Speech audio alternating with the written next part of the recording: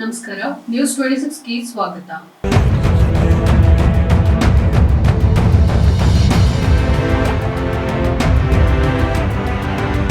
ಯಾದಗಿರಿ ಜಿಲ್ಲೆಯ ಸುರಪುರ ಮತಕ್ಷೇತ್ರದ ವಿಧಾನಸಭೆಯ ಉಪಚುನಾವಣೆಯ ಕಾಂಗ್ರೆಸ್ ಪಕ್ಷದ ಅಭ್ಯರ್ಥಿ ರಾಜಾ ವೇಣುಗೋಪಾಲ್ ನಾಯ್ಕ ಅವರು ಪಕ್ಷದ ಮುಖಂಡರೊಂದಿಗೆ ಗಡ್ಡಿ ಗೆದ್ದಮ್ಮ ದೇವರಿಗೆ ಪೂಜೆ ಸಲ್ಲಿಸುವ ಮುಖೇನ ಚುನಾವಣಾ ಪ್ರಚಾರಕ್ಕೆ ಚಾಲನೆಯನ್ನ ನೀಡಿದರು.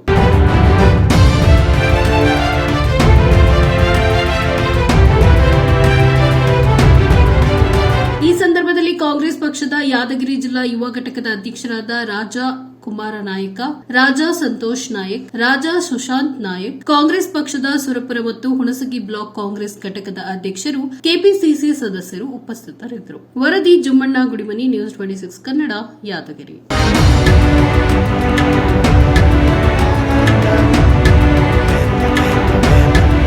ಇದಾಗಿತ್ತು ಲೇಟೆಸ್ಟ್ ಅಪ್ಡೇಟ್ಸ್. ಇನ್ನಷ್ಟು ಸುದ್ದಿಗಾಗಿ ನೋಡ್ತಾ ಇರಿ ನ್ಯೂಸ್ 26 ಕನ್ನಡ.